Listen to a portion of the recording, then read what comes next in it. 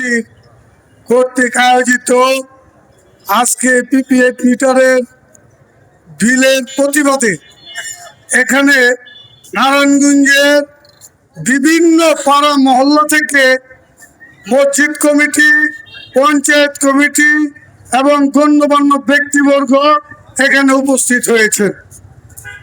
আমি মনে করি যে এই যে আজকে মুরব্বীরা উপস্থিত হয়েছেন, ছেলেপেলেদের কিন্তু তারা এখানে উপস্থিত হতে এখনো দেননি।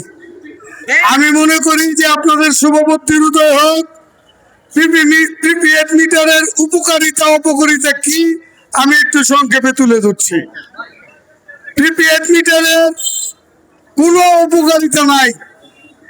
আমাদের যে মিটার আগে দেওয়া হয়েছে অ্যানালগ, সেটা নিয়ে গেছে, ওইটাকে রিসার্চ করে বানাইছে ডিজিটাল মিটার।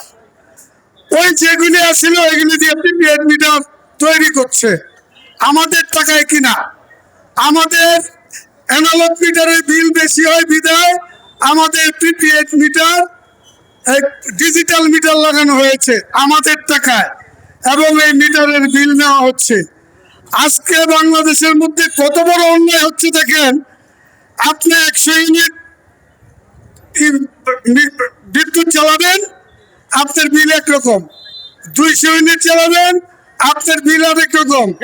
500 ইউনিট চালাইলেন, আপনার বিল আরেক রকম। এইটা কি মগের মূল্য? দেশের মধ্যে এটা চলছে। আর এই প্রিপেড মিটারের জন্য 32,000 কোটি টাকা একটা বাজেট হয়েছিল ফ্যাসিস্ট সরকার আওয়ামী লীগের আমলে, নসরুল আমিন ও তৌফিক এলাহির নেতৃত্বে। তাহলে এই দেশে বৈষম্যের বিরুদ্ধে আন্দোলন হলো, অভ্যুত্থান হলো, দেশে গণ অভ্যুত্থান হয়ে নির্বাচিত সরকার আসলো। তাহলে নির্বাচিত সরকারের কাজ তো এটাই হওয়া উচিত যে ফ্যাসিস্টরা যে অন্যায় কাজ করেছে, জনগণের মাঝে যে অন্যায় এইগুলি চাপিয়ে দিয়েছে, এইগুলিকে বাতিল করা। কিন্তু এইটাকে বাতিল না করে এইটাকে জনগণের উপরে চাপায় দেওয়া, জনগণ কিন্তু ক্ষিপ্ত হয়ে আছে। জনগণের মধ্যে চাপা ক্ষোভ বিরাজ করছে। এই চাপা ক্ষোভ যদি বিস্ফোরিত হয় তাহলে নারায়ণগঞ্জের অবস্থা কি হয় এটা আমরা জানি না। এখানে কোনো দল নাই, এখানে নাই আওয়ামী লীগ, নাই বিএনপি, নাই জাতীয় পার্টি। এইখানে যে যে দল করে করবে, এইখানে অবস্থানটা হচ্ছে আমি চাই আমার অধিকার। আমার অধিকারের জন্য আজকে এখানে আমি দাঁড়িয়েছি। এই প্রিপেড মিটার যদি নষ্ট হয় তাহলে এটা ঠিক করতে লাগে 800 টাকা। এটা আপনি যখন কাট করবেন, কাঠের যে বাটন যদি নষ্ট হয় সেটা ঠিক করতে লাগে 800 টাকা। এবং এটার মেকার ইঞ্জিনিয়ার খুঁজতে লাগে 3 দিন। আমি কি 3 দিন বিদ্যুৎ ছাড়া থাকবো? হঠাৎ রাত্রে 12টা বাজে কারেন্ট চলে গেছে, আমার সকাল 10টা পর্যন্ত কারেন্ট দিল। আমি যখন কাট বললাম সেটাকে কেটে নিল, কিন্তু 10টার পরে তো আমাকে দিচ্ছে না। আজকে আমাদের দেশে সামান্য আয়ের মানুষ বেশি। দেখেন অনেকে 2 মাস বিদ্যুৎ বিল দেয় না, 3 মাস দেয় না, 4 মাস দেয় না, দিতে পারে না। কিন্তু কেন দিতে পারে না? বেতন পায় না। অনেক গার্মেন্টসে চাকরি করে সময় মতো বেতন পায় না, নানা সমস্যায় দিতে পারে না। যখন 6 মাসের সময় হয় তখন আপনার সুদ সহ সম্পূর্ণ বিল পরিশোধ করা হয়। আপনাকে আপনি বুঝে পান। আমি কি প্রিপেড মিটারে সেই সুযোগ পাবো? তাহলে জনগণের মধ্যে এই যে একটা রোষানল সৃষ্টি করতে চাচ্ছেন, ফ্যাসিস্টদের যে অবস্থান ছিল সেটাকে আপনারা পুনরাবৃত্তি করতে চাচ্ছেন, এটা বাংলাদেশের জনগণ মেনে নেবে না। আমরা নারায়ণগঞ্জের মানুষ মেনে নেব না।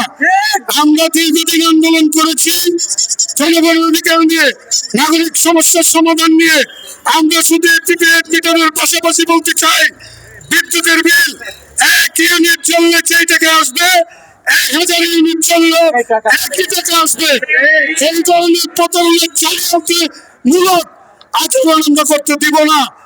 আমাদের এই বিদ্যুতের মধ্যে ভুতুরে বিল যে দিবেন, এই বিদ্যুৎ রাইডারদের যারা নাকি মিটার চেক করতে যান তাদেরকে হুঁশিয়ার করে দিচ্ছি, অনেকের বাড়িতে 4টা 5টা মিটার থাকলে একটা মাথার মিটার থাকে, আপনারা সেইভাবে বিল দিবেন।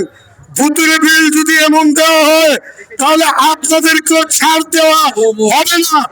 তো ফলে বন্ধুগণ, আমার সময় খুব কম, আমি সংক্ষিপ্ত ভাবে হেডলাইনে আপনাদেরকে প্রিপেড মিটারের সুবিধা অসুবিধাটা তুলে ধরলাম। এবং আমাদের বাংলাদেশে আমরা বৈষম্যের শিকার, নৈরাজ্যে পরিণত হচ্ছি।